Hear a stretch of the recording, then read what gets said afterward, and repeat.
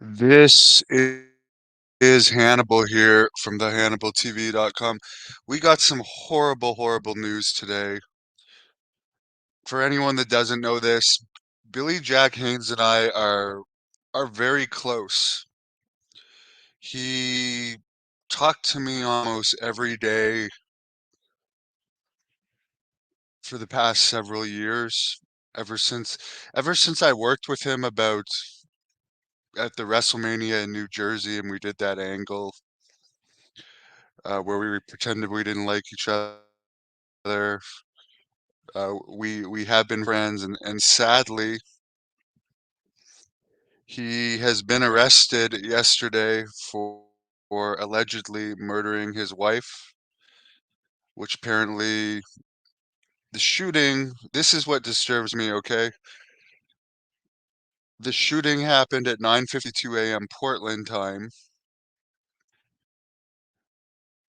which is 3 hours behind our time here in Ottawa, Canada. So that's like 12:52 p.m. Ottawa time. He called me at 12:15 p.m. I wasn't able to answer the phone, but he called me at 12:15 p.m. So can't tell you how much I wish I would have answered that phone. His wife was in her 80s. Billy Jack is in his 70s. The wife did have severe Alzheimer's and dementia. There's no doubt Billy Jack Haynes has some dementia. Um, He did file that lawsuit. He was part of that WWE concussions lawsuit years ago that ended up getting dismissed because I don't think there was enough proof that everyone's concussions came directly from WWE. But Billy Jack was a boxer for years. He'd been in a ridiculous amount of street fights. He'd taken a lot of blows to the head and definitely had dementia issues and severe concussion issues.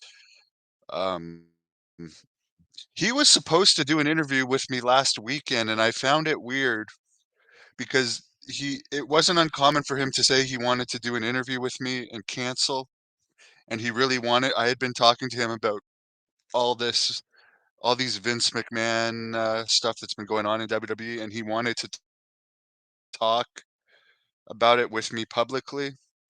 And usually it's not uncommon, maybe 1 out of 10 times he says he's going to do a phone interview, it's going to happen. But usually he will message me the day of and tell me it's not going to happen. But Saturday, he was supposed to do an interview with me, and then he didn't message me again. And I'll check the my phone right now. Um, he didn't message me again until Monday at 4:15 p.m., where he said, and I quote, actually he started Monday at 11:25 a.m. And I'll tell you both interviews both messages that he sent me. This is the again, he didn't do the interview Saturday, Monday at 11:25 a.m. He says, "Hannibal, I didn't keep my promise to you. I can I'm I completely broke emotionally. I must be very careful talking.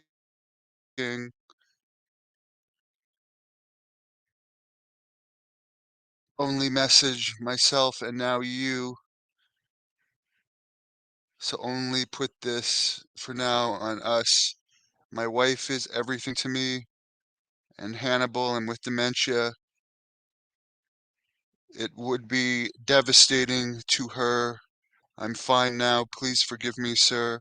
Other than my wife, Jan, and our now deceased little Toddster. Just a side note, his guinea pig that he called Toddster passed away due to him overfeeding it 3 weeks ago, and that really messed him up because he really liked the guinea pig.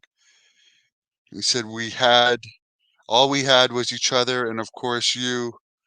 Our tears will not stop. I was very selfish. A lot of Jan's son, the late Todd, named the precious guinea pig after her late son. So my wife, it was like having a son twice. We pray for you every night. We need your prayers badly. We'll talk soon, man to man. We love you with all our hearts, Jan and Billy. And then he went on to message me later that day. We will all three pull through this. Hannibal, we are all loyal to each other. My wife loves you. Let's pull this phone interview off this week. I owe you. I respect you more than any pro wrestler in the industry, period. So there you go. His wife's name was Jan. He talked about her all the time. I know he cared a lot about her. One of the reasons why he didn't do any conventions the past several years is because he couldn't leave his wife alone because she had dementia. So for this to happen is shocking. As I said, they really loved their guinea pig. They treated their guinea pig like a dog. The guinea pig slept with them, and according to what he told me about 3 weeks ago, he overfed the guinea pig, causing its insides to burst. And they took the loss of the guinea pig as if it was a loss of a family member. So I'm sure none of that helped. But now that I'm rereading the last few messages, it's clear something was off. Apparently, they had to send like the Oregon version of a SWAT team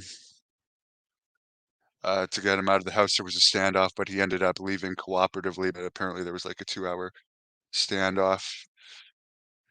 Mm, Yeah, his wife was severe dementia. He was full-time taking care of his wife.